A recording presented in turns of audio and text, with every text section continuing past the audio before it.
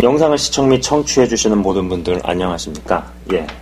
의인과 악인 시리즈 영상 세 번째 시간입니다. 오늘의 구절은요, 일단 역대하 19장 2절입니다. 역대하 19장 2절. 일단 제가 찾아서 읽어드리도록 하겠습니다. 하나니의 아들 선견자 예후가 나가서 여호사밧 왕을 맞아 이르되 왕이 악한 자를 돕고 여호와를 미워하는 자들을 사랑하는 것이 옳으니까 그러므로 여호와께로부터 진노하심이 왕에게 임하리이다. 아멘.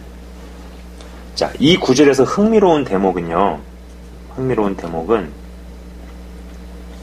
왕이, 제가 한번 쭉 쓰도록 하겠습니다. 그냥 왕이 악한 자를 돕고, 그죠? 그 다음에 여호와를 미워하는 자들을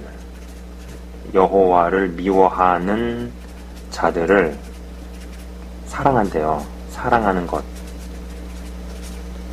이런 표현이 나옵니다. 그죠? 왕이 악한 자를 돕고 여호와를 미워하는 자들을 사랑하는 것이라는 대목입니다.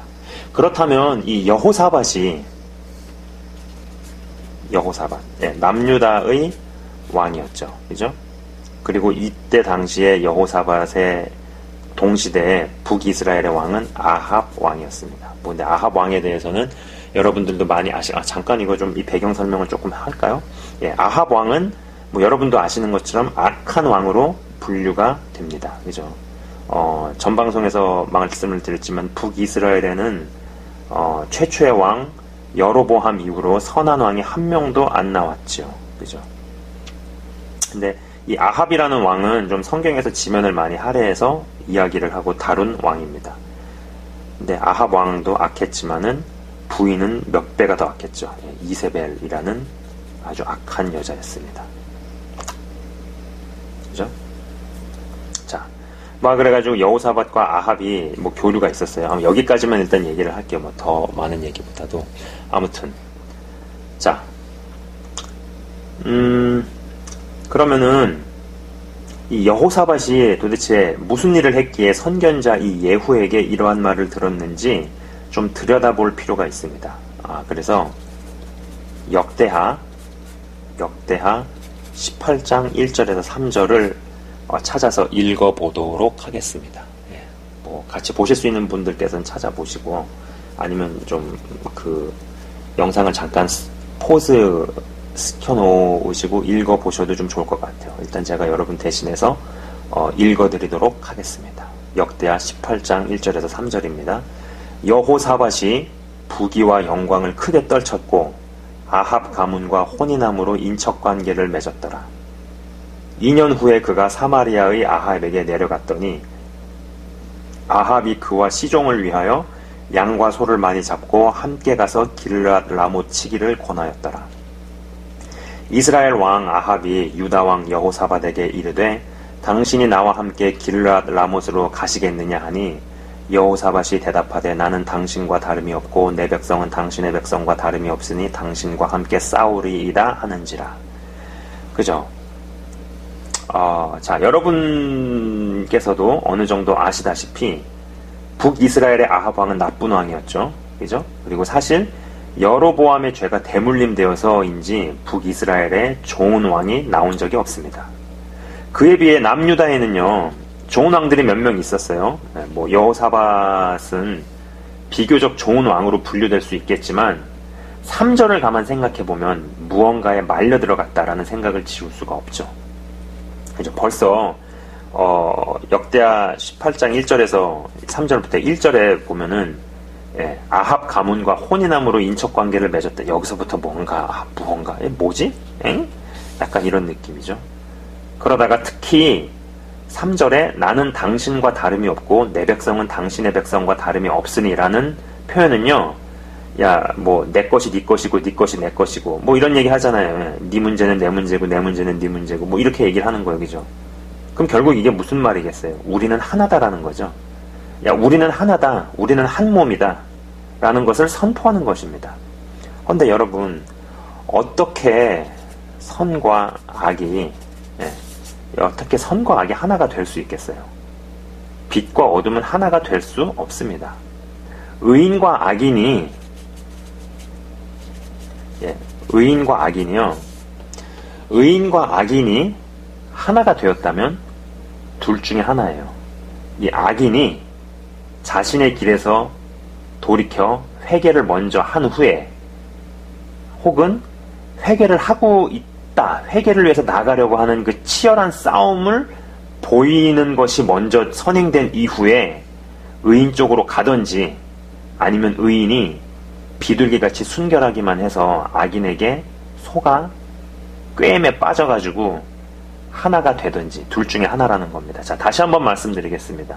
의인과 악인이 하나가 되었다면 둘 중에 하나밖에 없다라는 겁니다. 이 악인이 자신의 길에서 돌이켜서 회개를 먼저 한 후에, 혹은 회개를 향해서 치열하게 나아가고 있는 것을 처절하게 보이는 것이 먼저 선행된 이후에, 왜냐하면 죄가 깊으면 깊을수록요, 회개가 그렇게 간단하지 않기 때문입니다. 그러한 과정이 먼저 선행된 이후에 의인 쪽으로 들어가서 합류가 되든지, 아니면 의인이 뱀처럼 지혜로운 것을 건너뛰고 그 부분이 없어서 비둘기같이 순결하기만 해가지고 악인에게 속아서 꿰매 빠져서 함정에 걸려가지고 올무에 잡혀서 결국은 악인이 질질 끄는 대로 끌려가게 되는 그런 구조로 하나가 되든지, 둘 중에 하나밖에 없다라는 겁니다. 우리가 추구해야 할 것은 악인이 자신의 길에서 돌이켜 회개를 먼저 한 후에 의인에게 합류하도록 해야 하는 것일 겁니다. 그죠? 자, 에스겔서 33장 8절에서 9절은요, 이렇게 나옵니다.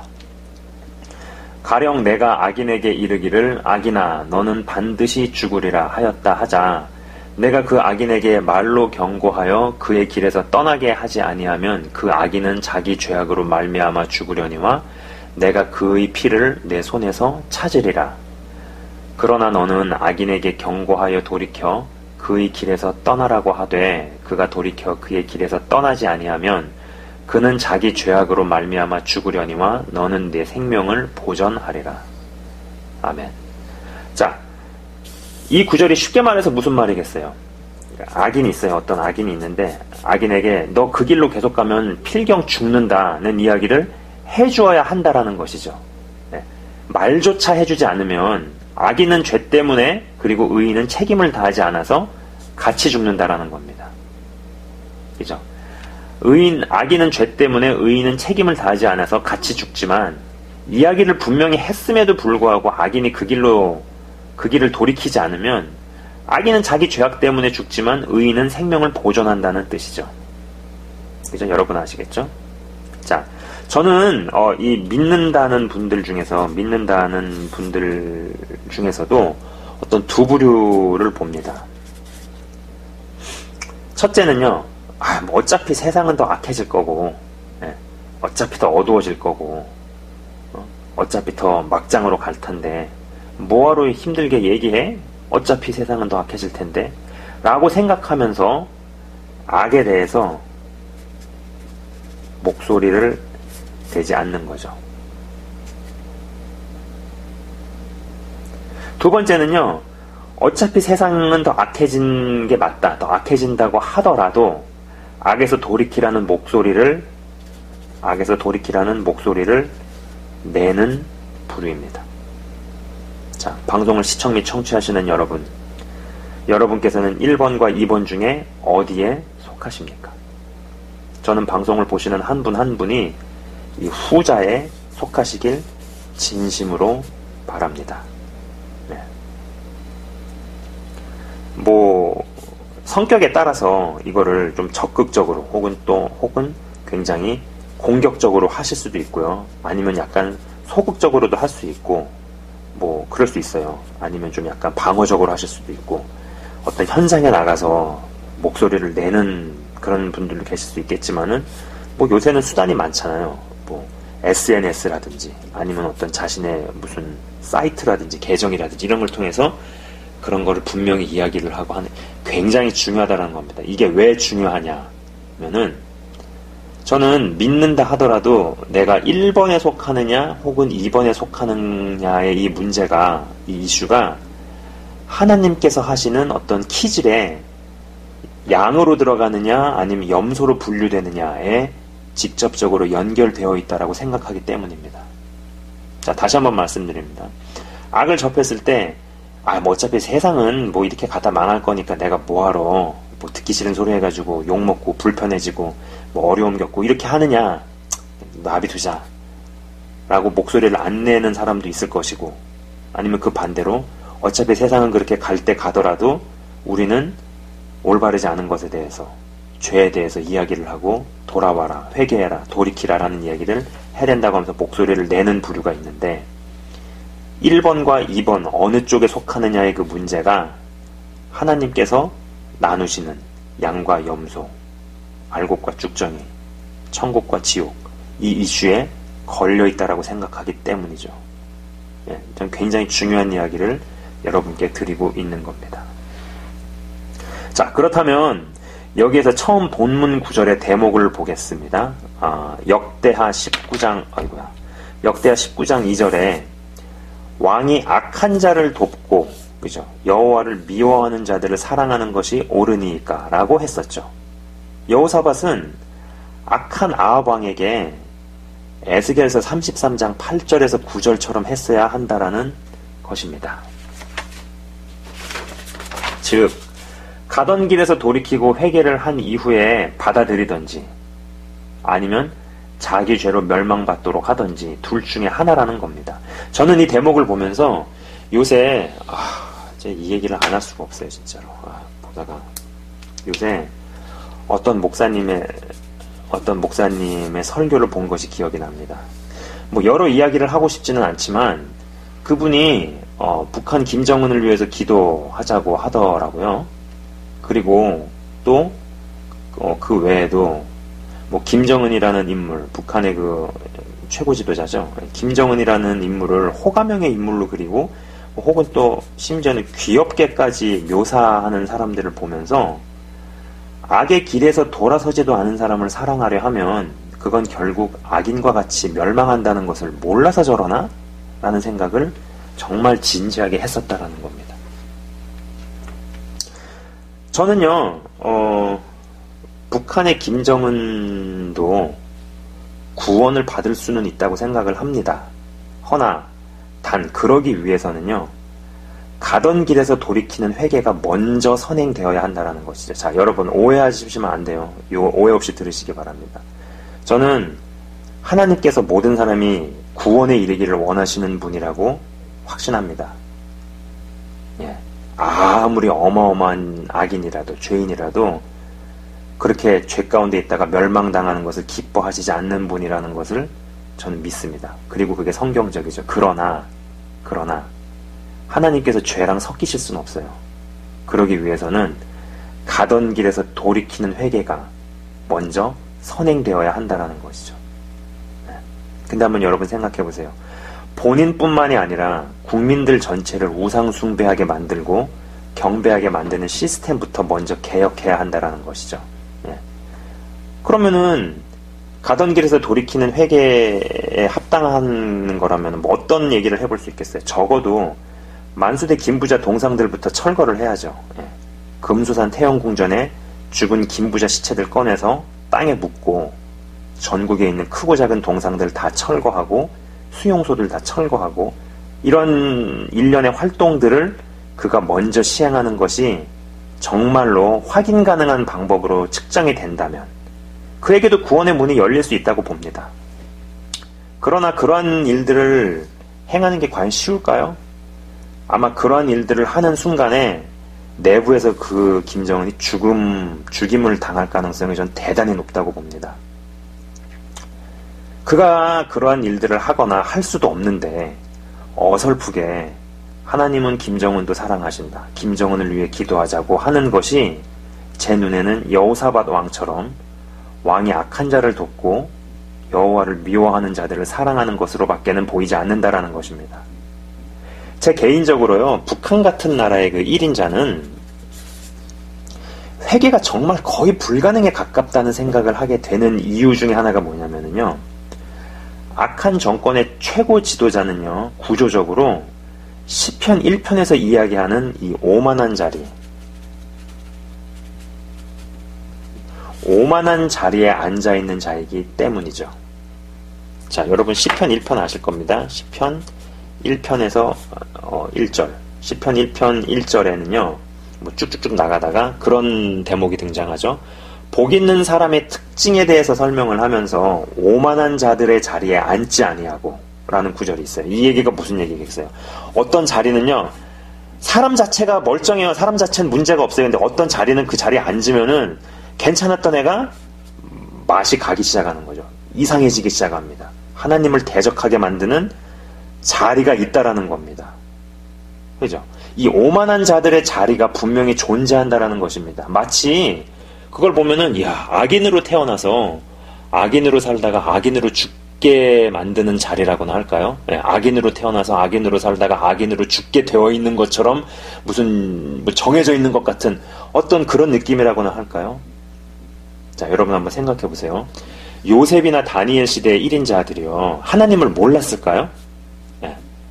그 1인자들은요, 분명히 요셉이나 다니엘을 통해서 부정할 수도 없고 부인할 수도 없는 하나님의 존재를요, 분명히 보았고요, 분명히 느끼고 또 분명히 믿었습니다.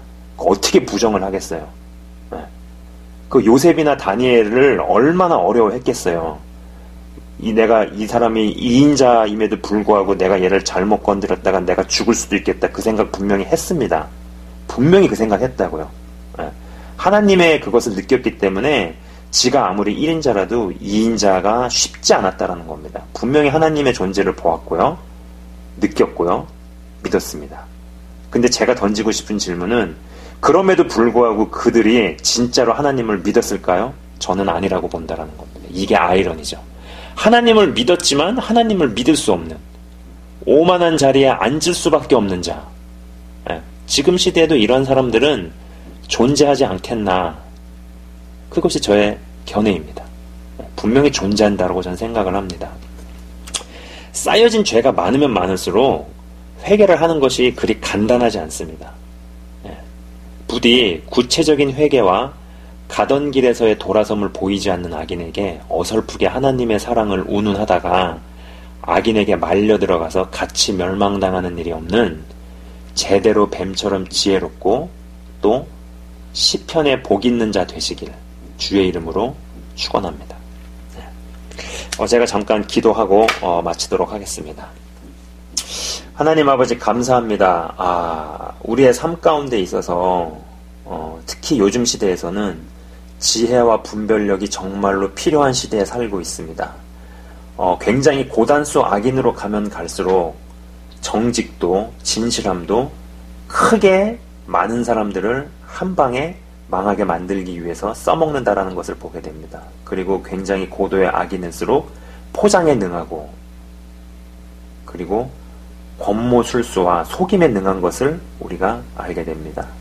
하나님 아버지, 빛으로 걸어가는 자녀들, 영상을 시청 및 청취하시는 분들이 하나님 아버지 빛 가운데로 걸어가고 있는 분들이 여러 모습으로, 여러 단계에서 그런 하나님 아버지 속임에 걸려 넘어가지 않게 하시고, 사단이 파는 함정을 분별하게 하시며, 그리고 피할 것들은 피해서 잘 걸어갈 수 있도록 하여 주시옵소서. 하나님 아버지, 감사합니다. 어설프게 악인을 돕겠다고, 그리고 하나님께서 사랑하지 않으시는 것을 사랑하려는 사람들이 나타나는 것을 봅니다. 분명히 하나님께서 미워하시는 것을 하나님은 사랑이시라고 말하면서 하나님께서 사랑하시지도 않는 것을 사랑하려고 하는 그런 사람들이 나오는 것을 보게 됩니다. 하나님 아버지, 이런 부분에 있어서 분명하게 하시고, 그리고 악인을 대할 때 정말로 어설프게 넘어가는 일이 없게 하여 주시옵소서. 더욱더 분별이 넘치고 하나님 아버지 지혜가 있고, 그래서 오만한 자리에 앉는 일들이 없게 하시며 진실로 복된 자가 되어서 오만한 자리에 앉지 않을 뿐만 아니라 오만한 자리에 앉은 자들과의 그러한 교류에 있어서 자신이 원치 않을 때 그런 사람과의 만남이 있을 때 정말 지혜롭게 하나님의 시각으로, 성경적 시각으로 자신을 잘 지키고 보호하며 나갈 수 있는 제대로 된 복 있는 자들 다 될 수 있도록 주께서 축복하여 주시옵소서. 주님 감사합니다. 주의 이름으로 축복하며 예수 그리스도 이름으로 기도드리옵나이다. 아멘. 지금까지 시청 및 청취해 주셔서 감사합니다.